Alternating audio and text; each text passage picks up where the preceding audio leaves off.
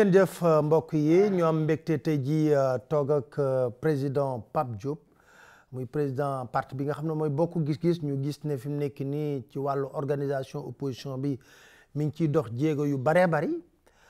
ñu gis tamit ne daanaka ci fi nga xam ne moo di permanence su partem la opposition bi di gën di réunir ndax situation bi moo laaj ñoom seen biir ñuy gën a waxtaan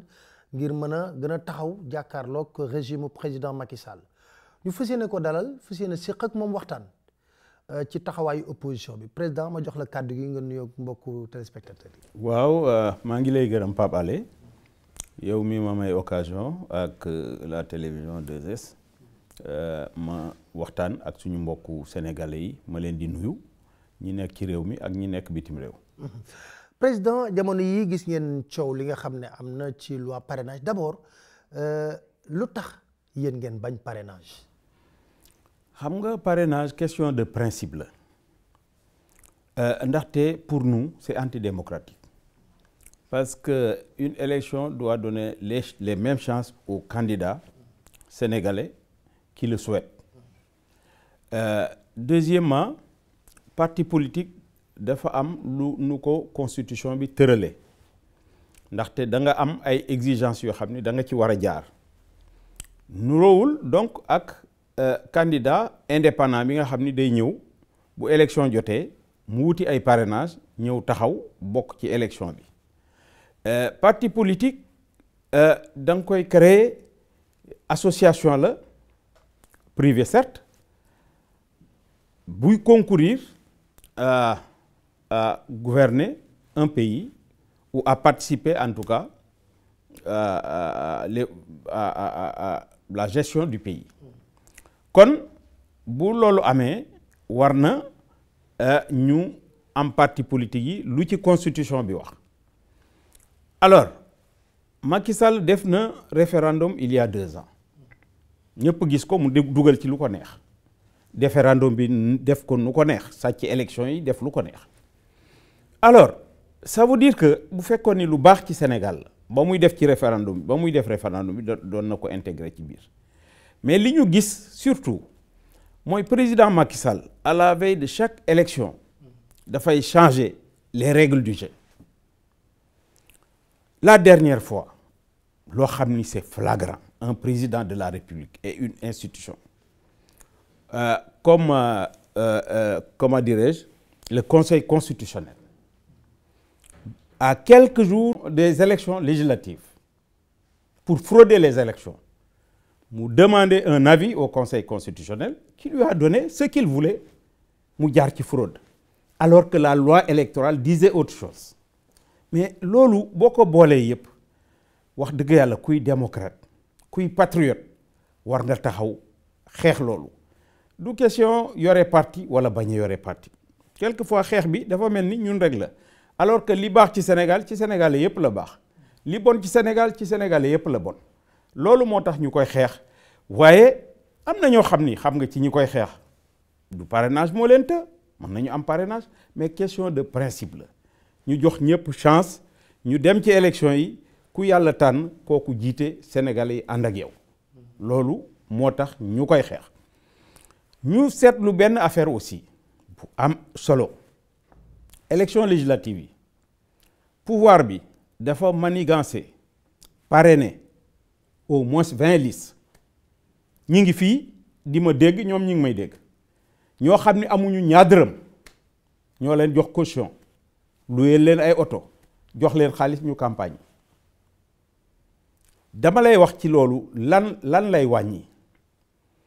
lu mel ni Salémata ñun ñoo fa suñu candidat bokk gis-gis moo présenté woon foofu ci coalition bi APR mi ngi ñu rawee 400 et quelques voix am na ci liste parrainée yooyu ku ci am 600 voix parce que dafa nuroog xaw a nuroog ñun tur xaw a nuroog ñoom bulletin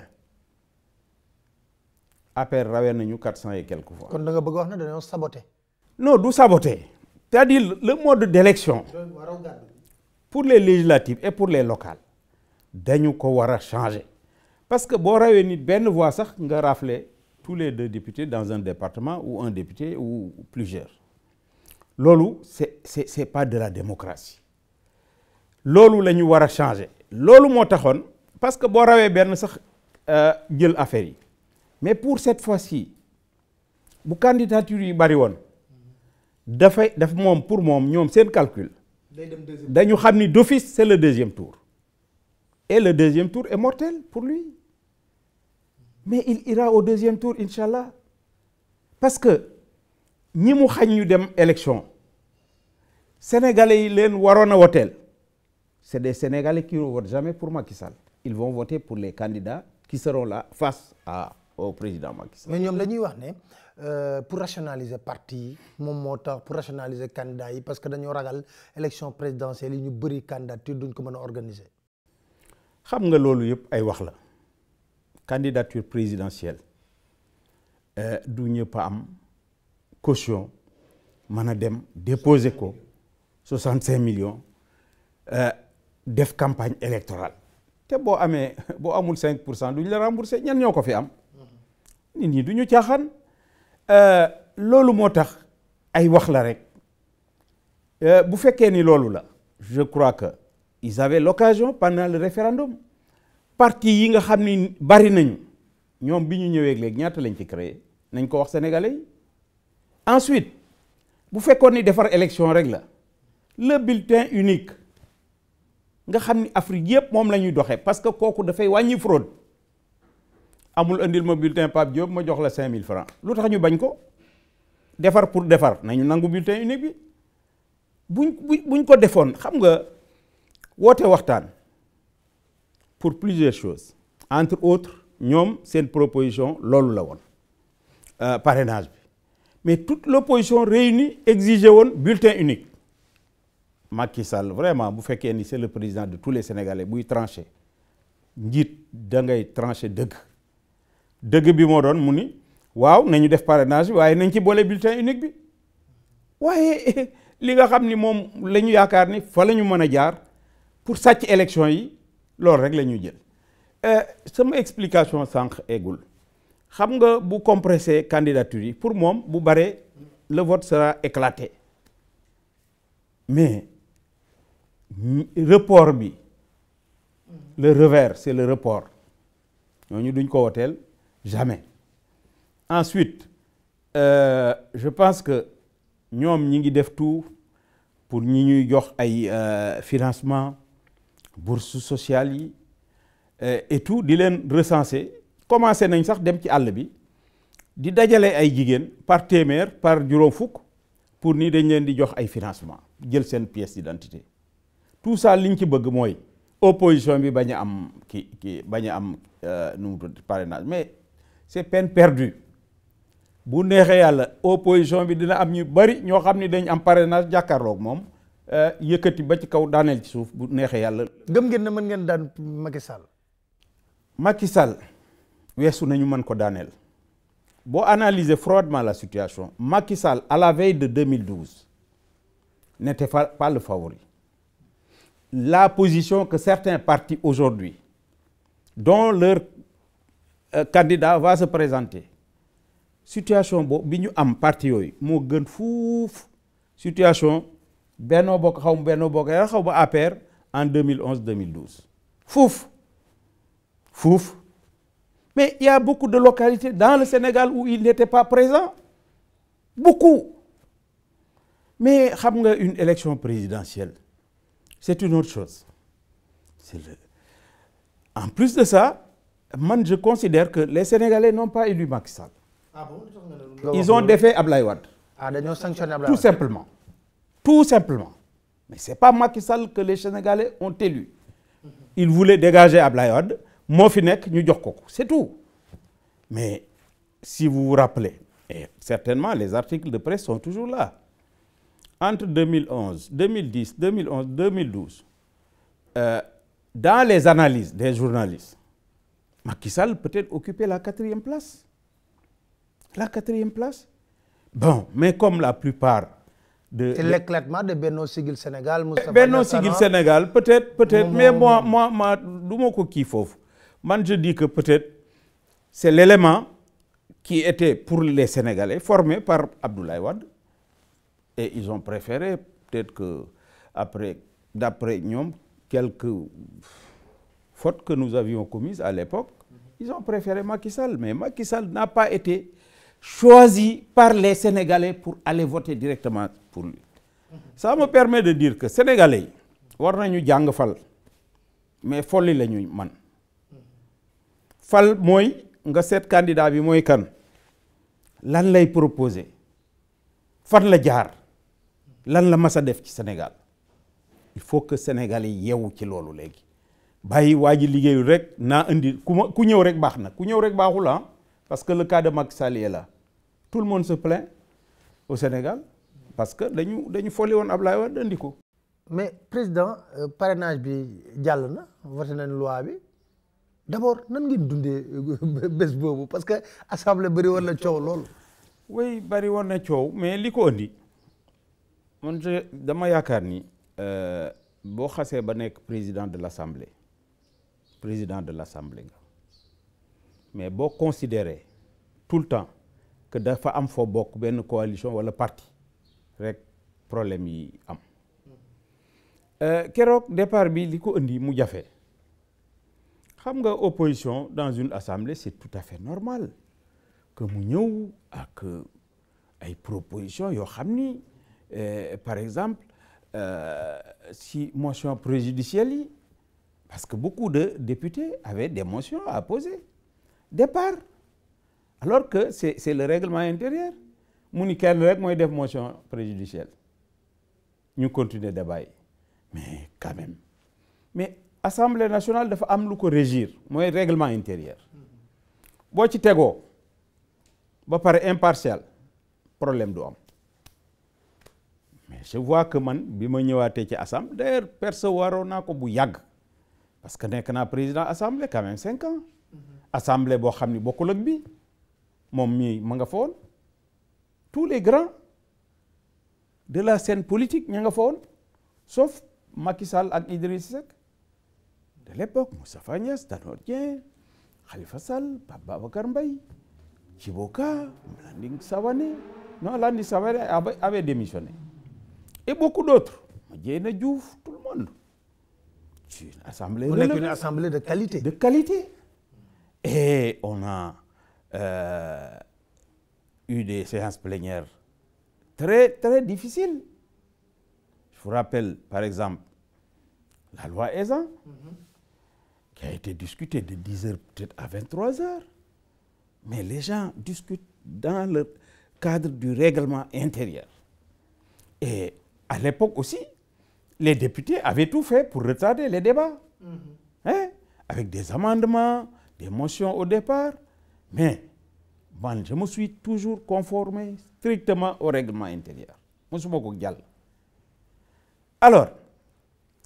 je me rappelle aussi l'acte d'accusation contre Idrissa Seck, tout ça. Et beaucoup, l'abolition de la peine de mort. Tout ça, c'est des moments de discussion intense, mais et puis argumenté. Argumenté. Mais nous avons tenu bon. Il y a le dimbalinama. Bobotan, wa PDS souvent. dañ may mere parce que dama naan dañ naan dama faral opposition alors que dama jub ñu bëgg nag ma jeng ma bañ et loolu yàlla moo ko moom mais je dois ici rendre hommage au président Wade nekk naa 5 ans président de l'Assemblée musuma def benn injonction loi bu ñuy wote musul sax wax dinaa la envoyer wala duma la envoyer damay ñëw rek fekk courrier ma traité les plus difficiles musuma woo. Ah bon? Billahi musuma woo. Non, je vous assure que dama gis ak léegi non mais bon je ne sais pas man bu ma nekkoon à la place de Moustapha Niasse am na certaines choses yoo xam du ma ko accepter jamais en tant que président de l'Assemblée nationale du ma ko accepter 5 ans loolu je peux le dire ici yàlla moo tax ma koy wax musuma woo Pape Diop doxaleen nii wala defal nii musul am renouvellement bureau maay dem ni ko voilà li ma bëgg a def lii ak lii ak lii Sénat nekk naa fa 5 ans maay renouveler bureau bi du ma ko sax tardé 23 juin nag 23 juin boobu nekkoo woon assemblée non nationale. nekku woon assemblée Mamadou Seck moo nekkoon président Mamadou Seck moo fa nekkoon donc fonctionnement institution oui maa nekkoon Sénat mais boobu waxu la ci dara. non waxuma ci dara loi bi non mais dégg naa ne yow nag ko waxoon la ko lii baaxul. non xam nga pour l'histoire damay laaj. waaw pour l'histoire xam nga dama ko ni am na yoo xam ni booba sax xawma li nekk ci contenu loi bi yëpp mais le quart bloquant ne sera pas accepté par les Sénégalais. Je l'avais pas compris comme ça mais après bon on a vu les conséquences bon mais àddina noonu la xam nga yàlla bu lay defeer da lay dugal ci ay erreur ba fa ngay jaar rek daanu doo ko xam sax parce que yàlla mooy def mooy dindi c'est pas nous bu doon ay calcul rek ak ay pexe kon Abdoulaye Wade moo ëpp 1000 fois calcul ak pexe Macky Sall il se trompe mais je vois les mêmes signes yi ñu daaneeloon ñun mi ngi actuellement di dox. mais loolu ci nguur yow mi ko exercer gëlëm la wala ñàkk a wekk ñi nga jàkkaarloog la wala lan la. du loolu léeg-léeg da ngay egg foo xam ni dootoo déglu ñi lay wax foo war a jaar ñi la non président defal lii rek ngay déglu li ñu la wax du noonu nii la am na yoo xam ni franchement je ne peux pas dire ça devant une caméra mais il y a des choses yoo xam ni dox na suñu diggante man yàlla xam ne ni même président Macky Sall bi daan nañ toog réunion man moom président Wade Idrissa Seck dans le cadre de l'État mais xam na sama position xam na ko ñëpp bu wax loo xam ni lii laa gëm ndax yàlla rek tax dama koy wax parce que booba intérêt Abdoulaye Wade mooy sama intérêt su daanoo ma daanu wax naa ko bis benn nit du ma tudd turam ministre la woon fii la ñëw sama salle bi musuñu am yenn rapport yi mu ñëw ni ma vraiment président tey dama la seet si pour ñu waxtaan parce que daal man je sais que le président Wade va tomber ma déglu ko ba mu pare ma ni ko dina seetaan affaire bi du ma tudd turam mais peut-être moom dina ma wax mu ni ma man daal j'ai envie de quitter bàyyi ko ba mu wax ba pare ma ni ko man Abdoulaye Wade buy daanu ñooy maa koy jiitu ci kàmb gi mais du ma bàyyi jamais ñu ngi may dégg mais après. léegi taxawaayam la non après. mu nekk ci parti waxatu ci dara daf may sax presque. pas daw mais daal amuñu woon rapport nag boobu yooyu. alors à un moment donné dama defoon ni sax dañ ko yónni pour mu piéger ma. après bi mu demee ma ni mais kii dañ ko yónni mais man de toutes les façons gor laa man deret gor mooy daw sama yaram bu daanoo moo ma fi indi bu daanoo ñu ànd daanu parce que moom defuma woon lu tax ma bàyyi ko peut-être su ma ko defoon ma bàyyi ko mais defuma ko mais ragal rek ni da ngay daanu ma daw à jamais sama ay maam daaw ñu daw donc du ma daw alors moom mi ngi fi. léegi ban taxawaay la mais ma soon na ñëwaat sax fii sama kër yéeg ci kaw ñu waxtaan benn nit indi ko fi waaw daf may jàppale dugg na fi génn fi mais am na yoo xam ni daal bëgguma ko wax ci télévision. d'accord léegi c'est trop compliqué. mais journée 19 bi doyoon na waar biir assemblée nationale est-ce que sentiroon na gars yi dañoo xawoon a tiit wala tiituñu. dañu tiitoon parce que à un moment donné affaire yi tàng na ba nga xam ni opposition am na ñoo xam ni moom reyante la ñu bëggoon xam nga ñee ñoo leen ëpp ci biir. mais fitu gaynde la ñu yore woon. alors man dama toog rek di leen seetaan dafa am benn député sax bu ñëw ni ma yow bul ci dugg yow kilifa nga toogal rek parce que bu jaxasoo ci ñiy régler affaire bi ci nga bokk ma toog rek sama place mais j'ai vu que ñoom les plus récalcitrants ñoo doon dem di seddal non du nii kaay toog di xëcc yóbbu pour ñu toog mais gars yi dañu naroon reyante surtout bi Moustapha Niasse xëccoog micro bi Manga booba temps gars yi seen yaram dafa tànga alors mais assemblée nationale loolu la mais daal li waral loolu yëpp ñàkk bañ a doxal tegu ci charte bi nga xam ni mooy doxal assemblée muy règlement intérieur boo ko defee rek jàmm ni ñooy. mais lu gën a jaaxal sénégalais yi loi bu mel noonu di changer constitution ñu mën ko waxtaanee sans débat. waaw loolu moom xam nga moo tax ñu yaakaar ni xanaa conseil constitutionnel bi yoon du déclarer son incompétence par rapport à la saisine. am nga ci yaakaar. am naa ci yaakaar avis Macky Sall boo xam ni avis mënul changer loi ñu prononcé wu ci wax dëgg yàlla ñu war nañu seet nag ni dañ tôt ou tard dañuy jóge foofu ñu seen digganteeg peuple sénégalais seen digganteeg yàlla ñu wax ci parce que loi boo xam ni ñi ngi wax ni par voie référendaire la waroon a jaar mais ñu def forcing indi ko assemblée nationale ñu bàyyi débat yi mais li ci gën a doy waar mooy ci biir motion préjudicielle yi lu ñu wax rek comme réponse allons au débat bu ko Seydou Gueye waxee ministre bi wax ko non j'ai pas de réponse mais allons au débat mais pendant 3 heures de temps ngay wax allons au débat jot nga ni sans débat mais kooku nag sénégalais itam war nañ ko gëstuwaat lu tax loolu alors man je pense que ñoom xamoon nañ amuñu argument te xool nga bu ñu defoon débat kon dañ leen di laminer il le savait et j'ai même appris que y a eu des coups de téléphone ne leen bu leen ko débat. bu ngeen débattre rek dee parce que yéen ci motion yi rek dee ngeen ba pare bu ngeen duggee ci débat yi dee non mais kon loolu mooy indi ñu def sans débat. oui mais sans débat mais kon peuple bi xam benn argument fii remplacé na 50 argument fële li ñu doon wax am nañu argument ministre bi dégg nga ko oui monsieur le président allons au débat je répondrai vraiment je suis à l'aise mais quand même mais durant tout le processus 3 heures de temps ñuy wax loolu ba débat jot motion yi préjudicielle yëpp jeex ñu inscrire ba war a ubbi débat yi mu amaat beneen motion pour proposer le vote sans débat alors donc loolu doy na waar vraiment Sénégal toll na foo xam ni ci daanu ci démocratie ndax président Macky Sall sàmmul respecté wul Sénégalais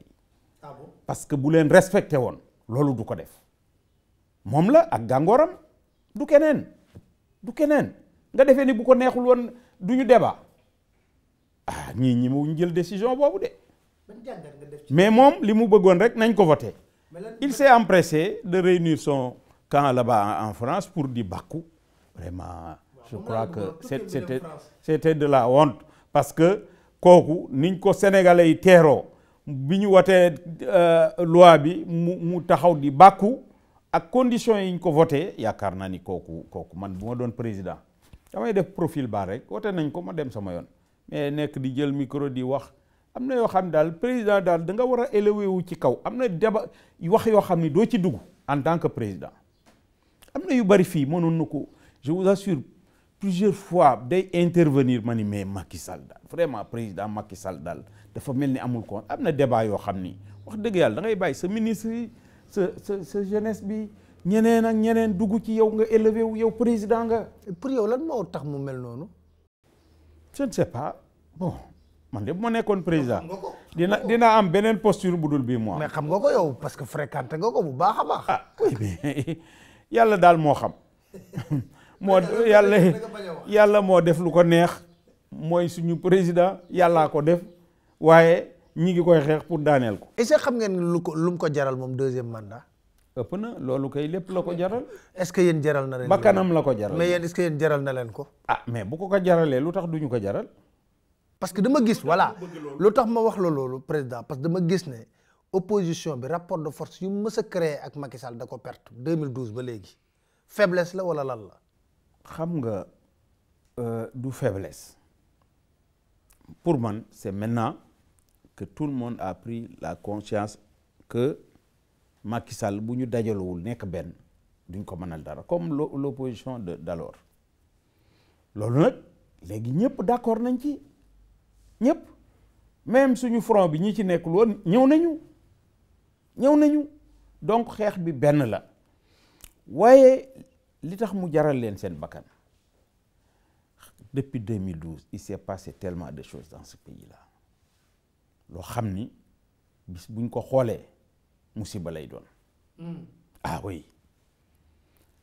Comme yéen. jóge ci départ ba mu ñëwee jël décision instituer le visa d'entrée xaalis ba ci compte benn nit la doon dem ñu def 3 ans ñu ni bàyyi nañ ko kooku dañ koy dédommager 12 milliards ah loolu foog sénégalais yi laajte ko. Mittal Abdoulaye Wade réclamé 2500 milliards première instance jàll nga ñëw ni tribunal bi man dootuma fa jaar kaay leen ñu négocier jox ma 75 milliards mais kooku foog ñu seet ko entre 2500 milliards et 75 milliards encore que 75 yi 70 yi moo duggoon temps yi la ñu door a indiwaat 5 yi pour naan nañu def loi de finances rectificative fu mu nekkoon 5 yooyu 75 yi la ñu fayandoo fu ñu ko dugaloon daan ay taux de change fii di wax di tappale alors boo jógee ci loolu problème mu centre international Abdou Diouf ñëw xam nga ni centre boobu ñu naan ay 60 milliards kooku foog ñu seet ko nga jógee foofu affaire u pétrole bi ñëw dès 2012 son frère se trouve dans une nouvelle société à créer de 10 millions de capital social ñooñu ñu leen di jox ay bloc ñuy jaay ainsi de suite kooku war nañ ko seet ñu jógee foofu Diamniadio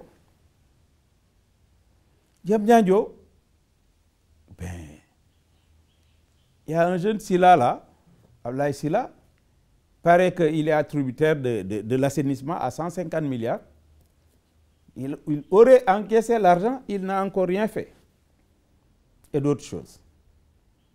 ñu jógee foofu ñu ni aéroport bi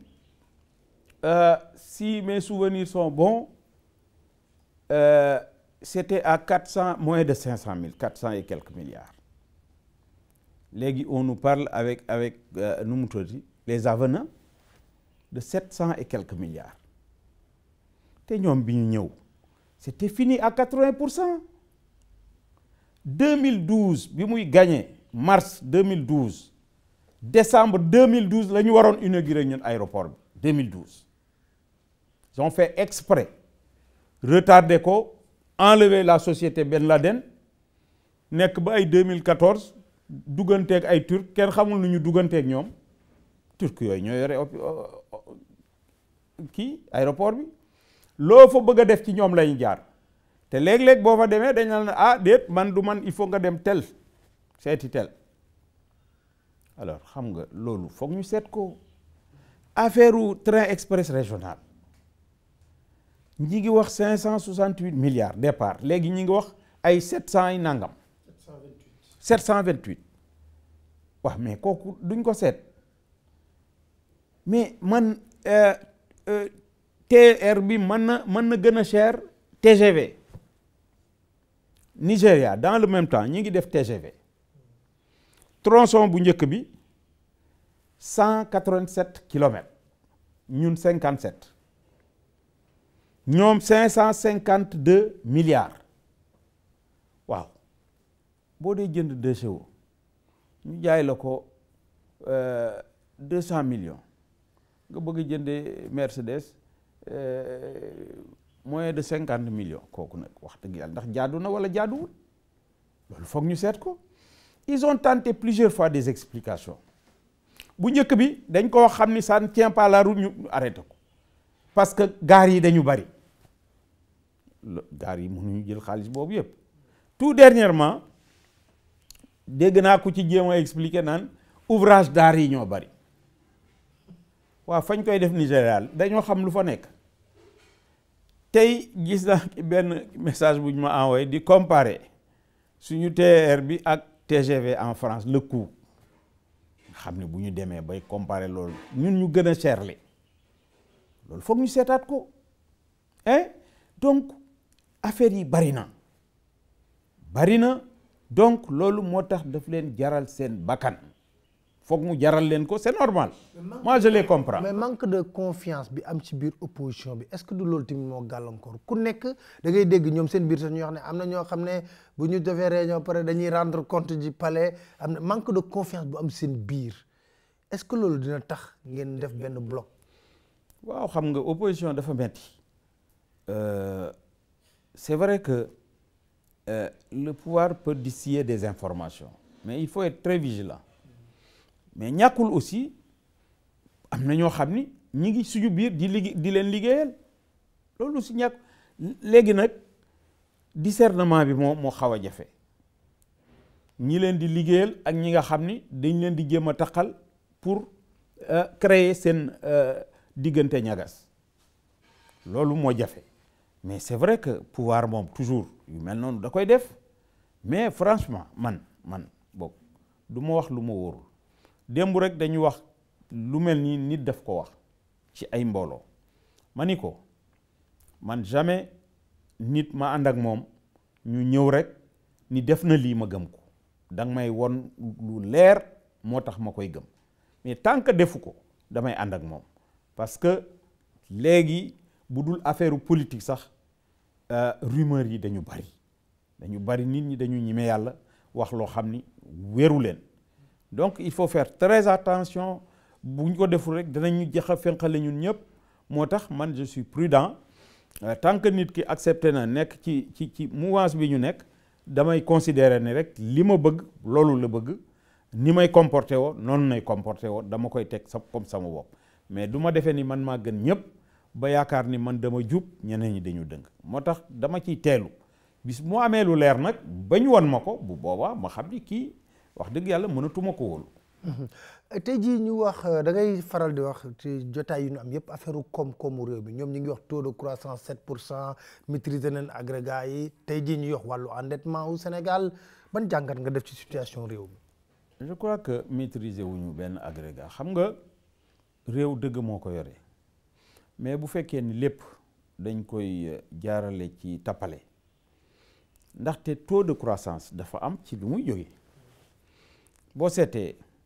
production agricole ñu déclaré 1,5 million tonnes d'arachide 1 million xawma elan pour le riz et les autres lépp augmenté c'est vrai que loolu la ñuy def pour mën a augmenter le taux de croissance ñoom seen affaire loolu rek la xam nga il faut que sénégalais xam nu ñuy calculer affaire yooyu dañu naan surface emblavée temps rendement temps xam nga lu ñuy def rendement ay 7 tonnes alors que rendement il paraît que maintenant pour l'arachide ne fait même pas 1 tonne c'est autour de 600-700 kilos parce que les sols se sont détériorés depuis longtemps engrais bi ñu joxe baaxul rendement bi mënul baax alors surface yi ñuy wax sax surface emblavée du correspondre ak réalité bi taux de croissance taux de rendement bi du correspondre ak réalité bi ñu calculer la alors sur cette base là nan la ñu mën di leen gëm parce que ñi leen war a contredire wax taux de croissance bi FMI et autres mais est-ce que ñooñu am nañu temps di dem di vérifier ji la production arachidière ou autre amuñu ko chiffres yi ñu leen di jox fale au ministère rek la ñuy jàpp mais loolu du Sénégal li koy kii mooy nit ki toog këram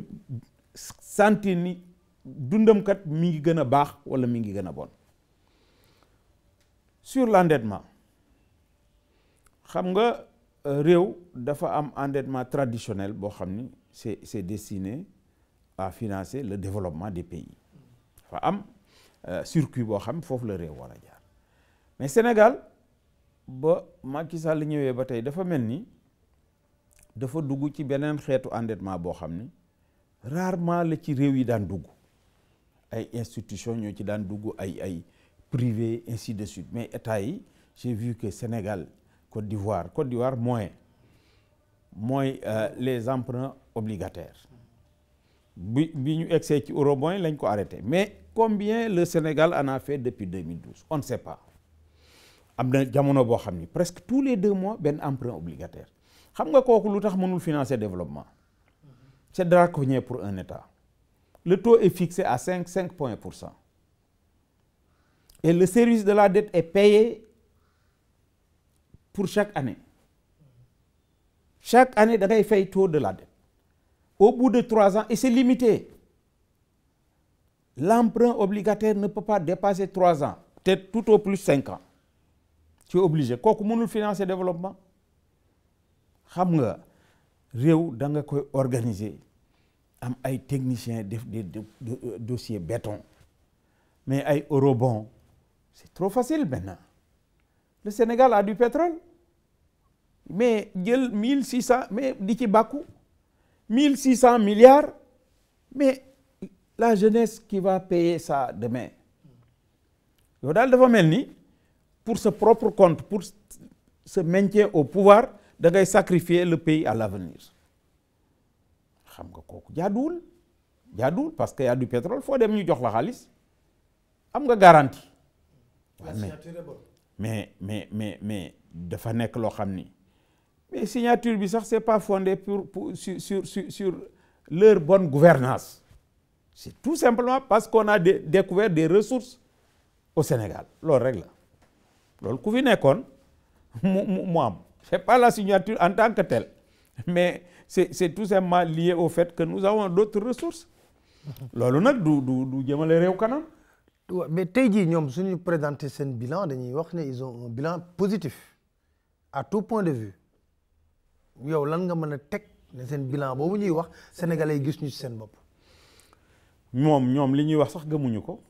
parce que buñ ko gëmoon du ñu jéem a sàcc élection te ñu def élection yu leer nañ indi bulletin kii duñ fi indi parrainage dara sénégalais yi voté ba ngoon ñu compté bu ñu gëmoon li ñuy wax nii rek la sëlëmal nit ñi mais ñoo la gën a xam ni Macky Sall amul benn bilan booy seet lim fi def li ñuy wax ni lim fi def bari na yoo xam ni il faut que ma leeral ko couverture maladie bon couverture maladie universelle. Je dis premièrement, la gratuité des soins de 0 à 5 ans existait avec Wade. Le plan, c'est... Oui, la gratuité de demande. Le ministère de la Santé est là. Médecin yaa ngi fi. De 0 à 5 ans, ça a existé. Le plan Sésame existait. La gratuité de la césarienne existait. Ou tout au moins, c'était pas coûteux. Lan lañ ci rajouté mais aujourd'hui dañu sax plomber la santé. Démb j'ai eu un document, il est là avec moi, d'un hôpital de la place qui écrit pour dire qu'il est obligé d'arrêter les soins parce que on lui doit 6 milliards et que l'hôpital risque d'avoir des problèmes. Un document officiel. Et c'est le cas, maa ngi koy wax benn journaliste suba mu ni ma non c'est pas le cas de cet hôpital seulement, c'est le cas de tous les hôpitaux. Kooku où est la couverture maladie universelle? Loolu taxawul au point de vue réalisation. Bon léegi sax ñi meetul wax aéroport ñi meetul wax autoroute parce que loo xam ni fekk nga fi plan yi yëpp le mode de financement tout xam nga ni defoo ci dara. Bon mais yeneen yi mu bëgg a lëndëmal nit ñi tels que les arènes nationales, la réfection des stades au Sénégal. C'est un projet qui a démarré depuis 2008, xawma 2009. Ah bon? C'est la Chine qui finance les arènes nationales, c'était sous Wade. Le plan, ils ont trouvé ça ici. Moi, j'ai travaillé avec l'architecte dans mon bureau au Sénat plusieurs fois concernant le stade, les arènes nationales. Bon, à l'intérieur du pays. Le PUDC. boobu rek nee nañ baax na ah comme yow yaa ngi ci àll bi sax yow. war nga moo tax ma mën la cee wax xam nga dama dem Nioro gars yi jàpp ma di ma wërloo ci suba gi yëpp man ba ma mer boog man di wax ñii fu ñuy jëm bu mu bëggee laaj ñu naan président dafa am fu ñuy dem rek alors ba ay 13 heures ñu ñëw ma ni mais yéen pourquoi ñu ne ma non dinañ la wax bi suñu responsable bi jëlee kàddu mu ni président fi ñu la jaarloo yëpp dañ la bëggoon a woon ni loolu mooy PUDC yoon yi ñu jaar yii 5 mois la am yii 3 mois la am yii 6 mois la am yëpp a yàqu xam nga pays kenn du ko réew kenn du ko yor ci tapale xam nga seen militants yi lañ ko jox ak ñi nga xam ni ñoo leen jigee dañuy ñëw indi latérite bi sànni ko foofu mais yoon dafa am nuñ koy defaral latérite bi dafa am ay engins de compact de compactage jaar ci arrosé ko compacté ko bu mu dëgër waaye ñëw rek suul sànni latérite bi noonu oto yi di jaar xeer yi mais non c'est pas possible loolu mooy PUDC ñoom nañu dem laajte ji ca biir ña nga xam ni ñooy utiliser yoon yooyu ndax PUDC am na wala amul bien sûr am na yoon yu bari suuf la woon ñu ñëw sànni fa latérite bi c'est vrai mais suuf ba moo leen gënal parce que y avait moins de poussière nañu dem seetaat seen affaire PUDC boo koy def da ngay def des entreprises compétentes ñu liggéey bu am solo waaye lii dafa mel ni dañu sànni xaalisu Sénégal te nañu dem ci àll bi ñu enquête gouverneurs yi sax ban naa muñ leen defalee enquête du kii nañu envoyé gendarmerie ou l'armée ñu wër Sénégal def enquête wax leen lan mooy PUDC je crois que ñi ngi juum ñi nekk ci bureau yi defee ni Sénégal a ngi dox bu ñu duggee ci réew mi dañ xam ni Sénégal doxul. ban point de vue nga am si crise scolaire bi parce que loolu mën ñu ko bañ a waxtaanee. ah oui mais crise scolaire bi man dama ci sax ruus li tax ma ruus ci réew xam-xam moo ko yore te ñun Afrique boo xoolee retard bi ñu am retard la boo xam ni buñ koy seet dëgg-dëgg retardu connaissance la parce que yeneen peuples yi dañu egg ci foo xam ni ci connaissance par exemple l'Occident moo tax ñu am avantage ci ñun mais bu dee xel ëpp ñu ko kon képp ku bëgg a développer réew da ngay jël loolu en compte xam ni réew ëllëg xam-xam moo ko yore te ñi war a am xam-xam bi mooy doomu réew mi fu ñuy jaar ci jàng mais njàng moomu nag tey moo am problème ndaxte président Macky Sall si mes souvenirs sont bons ba mu ñëwee daf ni woon accord yi ngeen signé ak Wade mënuma ci dara léegi da ngeen may suñu discuter dinañ am accord yoo xam ni yu réalisable la réaliste et réalisable en 2014 ñu discuter ba signé waaw wax dëgg yàlla wala fi nee nañ gor ca wax ja waaye en vérité jafe-jafe bi dafa fekk ñoom fi mu nekk les caisses sont vides. Ah bon?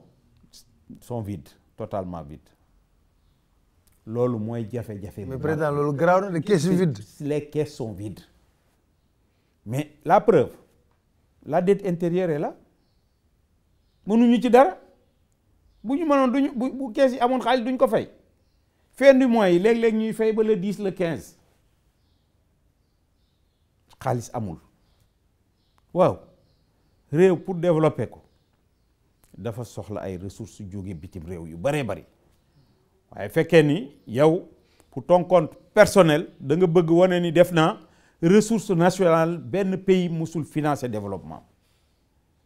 depuis ba mu ñëwee loolu moo am looloo tax Sénégal amul xaalis pression fiscale bi ñuy exercer ci secteur privé bi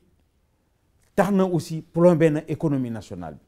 parce que bëgg nañu xaalis bu ñuy fayee salaire tous les mois bëgg xaalis bu ñuy réaliser projet yi looloo tax mu jafe réew nag ma wax yaakaar naa ni boo ko yoree da ngay mën a am capacité xam àddina bi jëli xaalis indi soo ko mënul ah du dem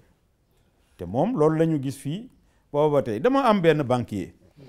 buy liggéey ci banque bu mag, benn sénégalais banque bu nekk bitim réew, ñu tase ci benn cérémonie ñu présenté ma ko mu daal di may xëcc ñu waxtaan mu ni ma mais président mais notre pays là commencé waxtaan pays bi doy na waar de ma ni ko way doy na waar mu ma en tout cas li jëmul kër en tout cas institution yi daal amuñu appréciation bu baax à l'époque boobu ça fait je crois que c'était en 2014 ou 13 mu ni ma suñu président bi amul capacité wuti xaalis bitim réew de ma ni ko mu ni ma surtout vers les pays du Moyen-Orient ma ni ko mu ni ma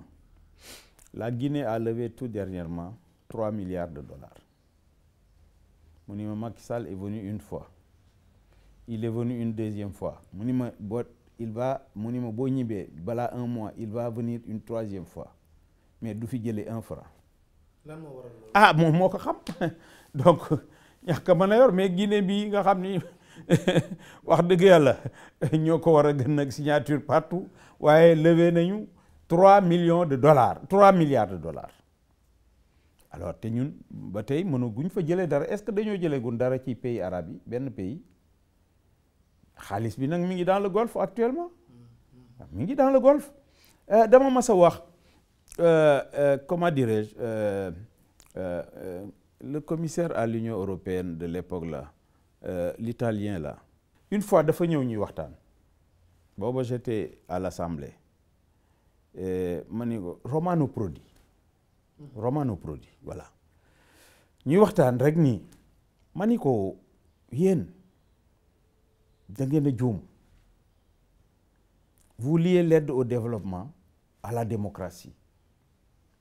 alors que yéen bi ngeen tollee fi ñu toll vous aviez des dictateurs. ma ni ko la deuxième erreur mooy pendant avec la chute du mur de Berlin vous avez orienté vos actions de développement vers les ex-pays socialistes abandonnant l'Afrique. ma ni ko dina ñëw benn jamono boobu 2004 la ma ni ko dans 10 ans Afrique da leen di rëcc parce que tous les grands projets vont être peut-être réalisés par d'autres pays comme la Chine, l'Inde, le Brésil et autres à l'époque ma wax kooku ci discussion bu tàng mu ñaq ma ni ko yéen dootu leen am grand projet Afrique. Effectivement boo xoolee depuis boobu sauf bi Macky Sall ñëwee joxaat affaire yi France mais depuis lors projet bi ma lay wax Nigéria TGV bi mais chinois yi ñoo koy réaliser waratuñu woon a mën a am dara parce que l'Europe est en déclin aujourd'hui te dootul dellu ginnaaw xam nga c'est le cycle normal de l'évolution de toute chose. Nit apogée après déclin. boo juddoo da ngay màgg egg ba kii après wàcc. L'Europe est le vieux continent moo développé tous les autres. L'Amérique qui a développé l'Asie aujourd'hui ça doit être le tour de l'Afrique. bu ñu xoolati ci Europe bu fekkoon ni ñooñu. mais dafa mel ni régime bi moom ci Europe la gën a ñëw affaire yi. oui mais da ngay xool ñoom bi ñu dalee nekk ak ñoom ba tey mais sur un projet mais il doit y avoir un transfert de technologie mais jamais la France n'a fait un transfert de technologie ici au Sénégal jamais ne le fera jamais kon ñooñu du ñu suñu nattangoo pour ñu am dara dañuy rey léegi avec la signature des accords de partenariat économique APE xam nga dañu gën a dee dans le domaine de l'agriculture lu mel ni mboq soble pomme de terre et beaucoup d'autres dans quelques années dootuñu ko bay bis bu ñu envoyé yebale yooyu dootuñu bay suñu industrie Auchan mais wàcc si ne tous les produits périmés produit yoo xam ni 10 jours a ko dese wala 15 jours maximum 20 jours duñ ko dindi ci rayon yi indi leen fii ñu bëgg a remplacer mais loolu Sénégalais yi mën nañ ko def mais kañ la ñuy développer bu fekkee ni li fi amoon na kës néew tubaab yi ñëw tibaat ko dem quand même loolu nag wax dëgg yàlla loo xam ni man dama koy xeex France boppam lay wutal man Sénégal lay wutal. ñu ngi ci njeexitalu émission bi candidat nga élection présidentielle. ah sama parti de bëgg nañ ma présenter maa ngi gis à travers le Sénégal même en France suñu fédération yi di def ay assemblée générale di wax ni bëgg naa nekk candidat. sous forme de coalition wala. loolu dina ñëw. coalition am na ay parti yu bari yoo xam ni bon wóorul leen sax ndax damay nekk candidat waaye ñëw nañu jox ma seen kàddu pour ni bu ma dee def coalition bokk nañ ci. am na ay association yu bëree bëri ay mouvement yu ñëw wax ma loolu fii mu nekk maa ngi ak liste sous parti je crois 15 ou 16 yoo xam ni war naa dajeek ñoom ñoom itam dañu bëgg bokk ak man coalition mais man su ma dee def coalition il y a un minimum parce que say nattaangoo lañu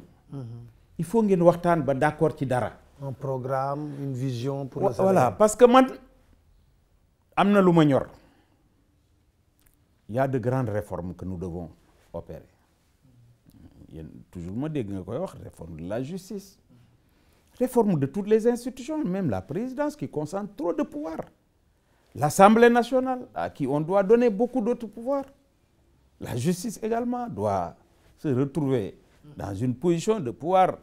Vraiment nit ñi bañati leen a wax yi ñu leen di wax mais li ma la wax léegi aussi ci politique bi mode d'élection yi loolu wax dëgg yàlla wax naa sama waa parti nee naa leen on a pris cette décision là mais bu leen toog ëllëg yàlla def ma président ma def loolu ngeen ni waa ji placé na fee rek balancé nañu parce que mode boobu wax dëgg yàlla ku nekk pouvoir rek lay arrangé mais du démocratie. Il faut que ñun homme politique yëpp nag y compris Macky Sall ñu def sacrifice xalaat réew mi def loolu ci loolu man je pense à la limitation des mandats de tous les mandats parce que foog ñu xajal xale yi muy ci parti politique yi muy ci poste yi ñu war a yor assemblée nationale ci maire yi ci conseil départementaux yi ci syndicats yi ci association yi ku toog ñaari mandat wu 5 ans muy 10 ans wax dëgg yàlla. war ngaa doyal waaw du doyal sax waaye li nga mënoon def yëpp def nga ko nga xajal ñeneen ñu ñëw jàll si. parce que renouvellement perpétuel boobu day doxal réew ci domaine yëpp waaye kenn toog fenn rek ba màggat man de sama parti mandat bi ma am deux fois la mënuma ko passé. ñeneen ñi tam boo nekkee président xaw ma coordonnateur de secrétaire général d'une fédération 2 mandats nga ca droit am yépp kon nag yooyu képp ku may àndal ci coalition foog ñu d'accord ci yooyu ak yow li ngay indi ma xool lan lañ ci mën a d'accord ñu am un programme minimum boo xam ni ëllëg dooni kii kat trahir na ma parce que lii xalaatoon naa ko te defu ko bu ko defee nag ñu door a ànd waaye ñëw rek ñu jëlee fi waa ji te duñu xam lu ñuy def itam ëllëg wax dëgg yàlla loolu tam man de passé naa foofu parce que yàlla dimbali na ma wax dëgg yàlla dama bëgg nag li des sama àddina ma jaamu ci yàlla liggéeyal sama réew jaamu yàlla. jërëjëf président Pape Diop maa ngi lay sant di la gërëm ci dalal bi ñu dalal ak waxtaan bi ñu séq di sant di gërëm mbokku téléspectateurs yi di leen dig daje ci benn émission incha allah.